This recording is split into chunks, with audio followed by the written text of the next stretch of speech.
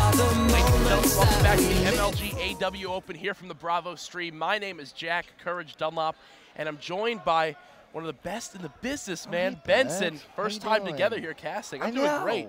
I'm excited, dude. I am more than excited. You saw a great match there on Alpha. Dude, it was awesome. I'm really excited for Vitality. I'm the only one in the predictions that put them in the top 8. Everyone else underestimated me. They are. We haven't really seen them play against any real good competition yet, though. I believe their next game actually puts them into pool play if they win. Oh, so yeah. No pressure on those guys. It was really funny, actually, because as soon as they won, they ran out the booth. They were like, right, we're going to go get breakfast. We're going to go chill. We know the next game's important. Oh, of course. No, they want to be ready for that matchup. But, guys, we got a great match here on the Bravo stream. We're going to be hopping into open bracket winners round 4, which is going to be FeaR versus Elevate. Now, once again, we do not have the profile set up, but we're going to be feeding you who the numbers are throughout this game. But, Benson, what are your predictions here in map 1? You know, FeaR versus Elevate. I spoke to Nezla last night. He was saying he's feeling really good about life. He's feeling good about the game, too, you know. But this Elevate team, honestly, Heist is godlike. Yeah. He is so talented. If this goes to Search and Destroy, I say Elevate take it, because FeaR Search and Destroy is not that good. The big thing for me is, can Elevate take a respawn? If they can, then there you go. That's the series.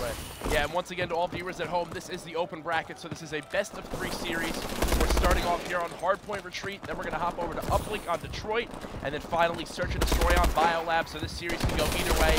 Back to Nezlo, I actually saw him here, I believe, first of these players in this match, warming up here earlier today, practicing in that he was up really early. I saw him, he was like eating and whatnot. I was like, he was like... He is determined, to say the least. But he really is. Guys, we're seeing here as a lot of fights going on in this pool room, this middle hill going back and forth, but really, the first hill where we see a lot of time go down will be at this turtle statue on the other side of the map. Yeah, we saw Richmond actually on a 7-kill streak. Really? The first game of the day on that hill, yeah.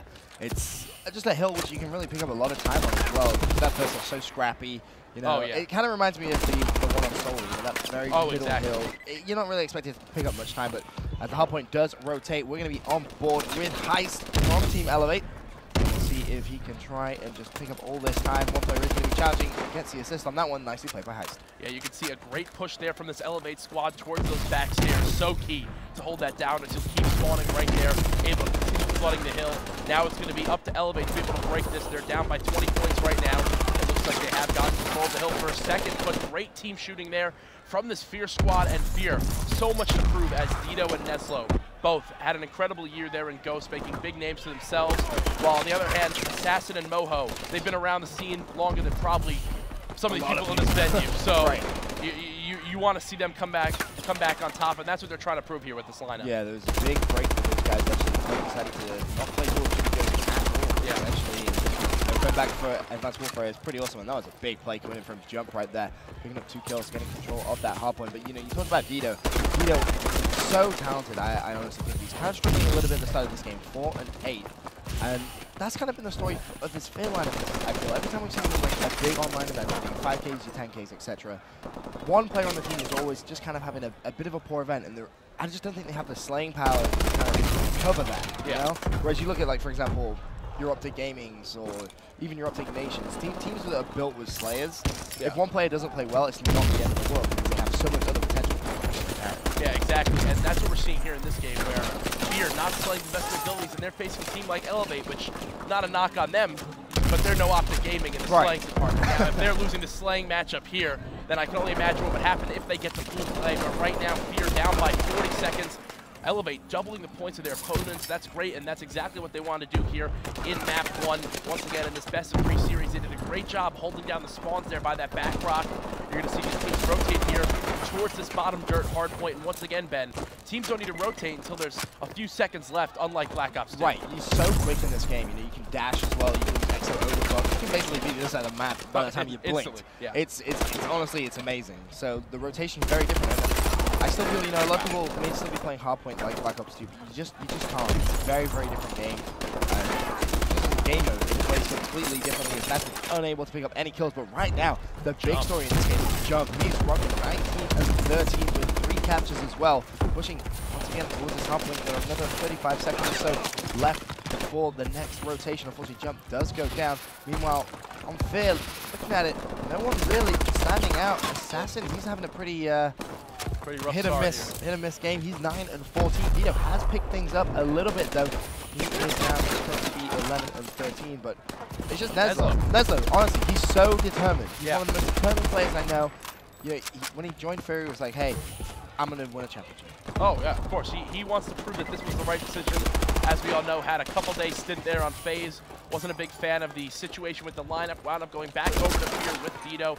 And once again, I saw him early on by himself just sitting there in firing range, making sure everything was perfect. And that's proving that it was worth it here in game number 1. Oh, nice scrap here up in this top hill now in lobby.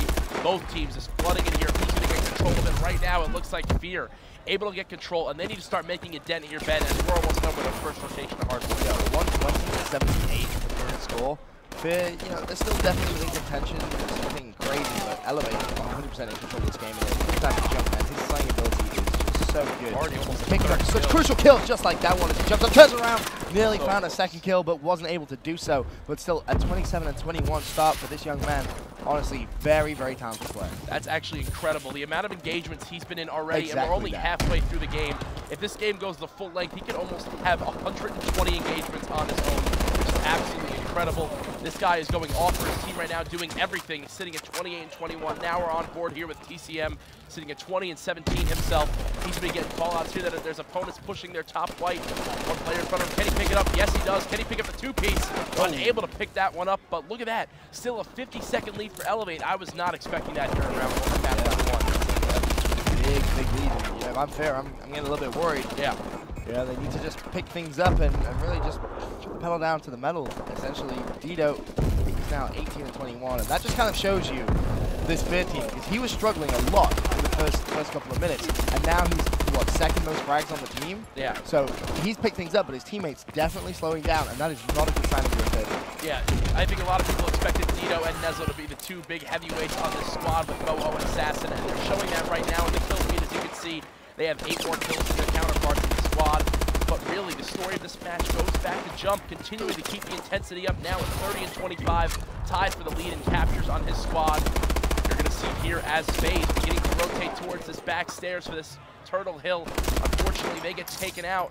But look, now they have control of the hill. Neslo sitting in this, making sure his team can hold as much time as possible. He knows how crucial these seconds are as time starts winding down. Oh, Neslo. Nice two-piece. Nice two-piece. He's looking for the third. Wasn't able to find it. And it's basically because of this man. We have right now Methods who jumps up the hill, and Methods just going on a 10. That's 3 kills whilst on the hill. He's looking for the 4th. Is he going to get it? Yes, he is. Someone shut this man down, because he is just going off right now here on the Bravo stream. A 167-120 game. Still 3.5 minutes left. Finally, Methods goes down. But again, that's kind of scrap time, and that's, I feel FeaR are consistently playing for scrap time. They're not getting enough chunks of time to make that kind of worth it. Because you see on that mini-map, all red arrows. All red arrows. Oh, yeah. Elevate basically said, all right, have that scrap time. We are set up. We're controlling the spawns. And now it comes down to potentially a very big play here from Dito. If he can stay alive, never mind. He may have been able to control those spawns. Yeah, as you can see there, great point there to bring up Ben as they're holding these back rocks. So crucial here. They're going to keep spawning by this cave area, in the rock area. They can continue flooding the hill at all times. As you can see here, FeaR deciding to push it with all 4 members. Are they going to be able to break this hill? No, as a 2-piece there from Events 5, 3-piece from Methods.